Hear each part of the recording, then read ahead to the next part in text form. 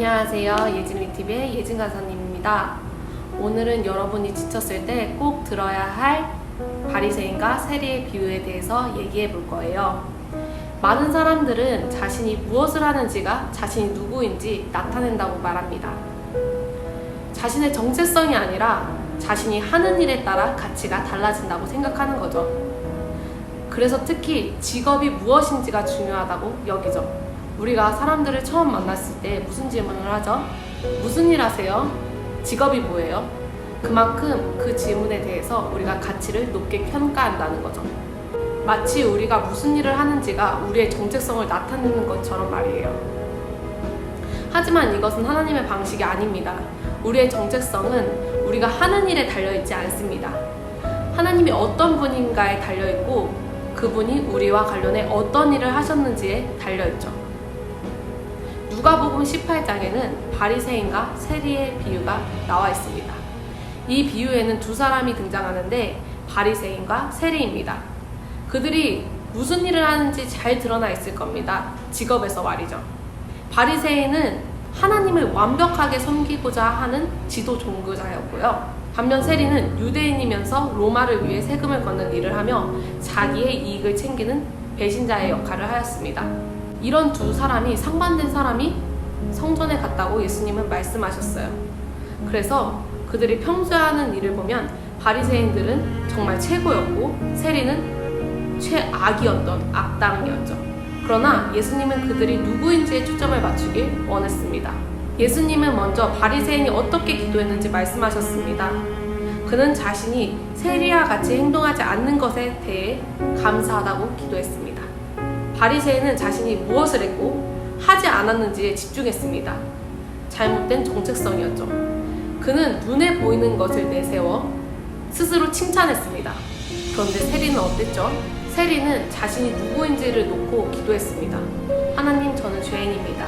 그는 자신이 죄 있는 것을 알았기 때문에 자신을 불쌍히 여겨달라고 기도했습니다. 그가 진짜 자신의 정체성을 잘 알고 있었던 겁니다. 그리고 하나님의 자비와 은혜를 구했죠. 이 비유의 핵심은 우리가 한 일이나 눈에 보이는 행동에 치중돼서는 안 된다는 것입니다. 우리의 죄 문제를 생각하면 그렇게 할 수 없죠. 물론 짧은 기간 동안에는 우리가 바르게 행동할 수 있습니다. 큰 문제에 관해서는 규칙이나 규정을 잘 지킬 수 있죠. 그러나 그것이 우리가 누구인지를 보여주진 않습니다. 중요한 것은 바로 우리의 마음이기 때문입니다. 우리가 그럴듯하게 행동하는 것에 집중하면 도덕주의에 빠질 수 있습니다. 바로 바리새인처럼 말이죠. 그러면 예수님이 필요하다는 것을 잊게 되죠. 우리가 무엇을 했는지가 아니라 우리가 누구인지가 중요하다고 말씀하고 계십니다. 예수님이 없다면 우리는 심판을 받아야 할 죄인일 뿐입니다. 우리는 이 사실을 인정해야 합니다. 그래야만 복음에 반응할 수 있고 예수님을 믿음으로써 구원을 받을 수 있기 때문입니다. 자신이 무엇을 하는지가 아니라 우리가 누구인지가 중요하다고 오늘 말씀에서는 말씀하시고 계십니다. 오히려 자신이 누구인지가 무엇을 하는지에 영향을 미치는 것일 뿐이죠. 자신이 누구인지 겸손하게 인정하면서 복음을 반응하면 새 사람이 될 수 있습니다. 자신이 용서받았고 그리스도 안에서 변화되었다는 걸 알면 행동이 달라질 수밖에 없기 때문입니다. 그리고 우리는 예수님을 위해 살아가게 되죠. 오늘 세리는 자신이 하나님께 용서받아야 할 죄인인 것을 깨닫고 하나님께 부르짖으며 회개 기도했습니다. 모든 사람은 하나님의 용서가 필요할 죄인일 뿐입니다. 예수님은 십자가에서 죽으심으로 우리가 받아야 할 죄의 벌을 대신 받으셨고 우리도 세리처럼 하나님께 부르짖으면서 하나님을 우리를 용서하신다고 말씀하십니다. 우리 친구들의 삶은 어떤가요? 무엇을 하는지가 여러분을 나타낸다고 생각하십니까? 사실 우리는 그럴 때가 너무나도 많습니다. 간사님 또한 그렇거든요. 그래서 일에 매여 살 때 너무나도 벅차고 힘들고 낙심될 때가 많습니다. 한 주 동안도 그렇게 살아왔던 것 같아요. 그러던 어느 날 하나님께서는 지쳐있는 저에게 이렇게 말씀하시죠. 뭘 그렇게 열심히 살아? 그 말을 들은 저는 하나님은 내가 하는 일에 전혀 관심이 없으시구나 라는 생각이 들었습니다. 여러분이 하는 일이 지금 하나님이 관심을 가지실 만한 일인가요?